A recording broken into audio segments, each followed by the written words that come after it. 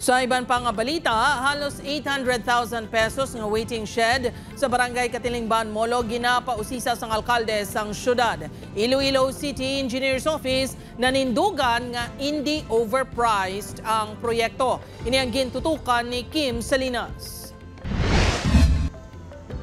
Hindi rasonable ang halos 800,000 pesos nga balor sa waiting shed sa Katilingban Molo kung basihan ang istruktura sinisubong. Mainit man Japon, no? Galusot Japon ng init, no? Dire lang andong sa kilid, tama kalayo sa presyon. Ginapareview na sang alkalde sang syudad ang proyekto.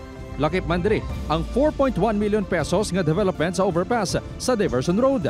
Ito pagid na kay why pa kami meeting kay na-review pa nila. Ginalantaw ko kay sa subong why pa may na-implement from June 30. Why pagid ko ka-finalize ang ila kay ma-present man sila sa atin. Wala nagpahanugot sa recorded interview sa news team si Engineer John Berly Ladua, Project Engineer sang Iloilo City Engineer's Office.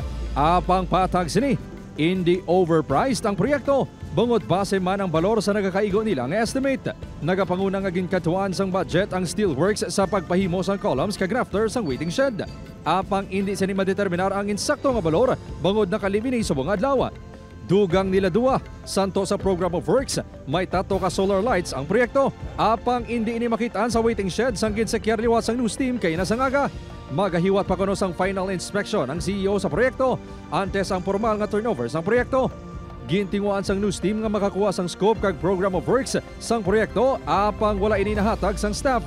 Bungod kinahanglan pa ang clearance halin kay CEO Head Engineer Dayan Senyoron. Sunod kay Senyoron, para ayon pa ang ilang pag-review sa proyekto. Sa tuwas ang issue sa waiting shed sa Molo, may isa naman ka waiting shed sa Banwasang Mapandan sa Pangasinan nga air-conditioned. Ini ang pwede makaakomodar sang 20 katao.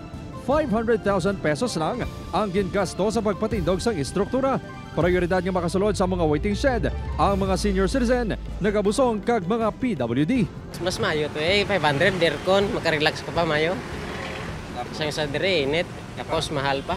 Upod kay Marvin Lauderes, Kim Salinas, One Western Visayas.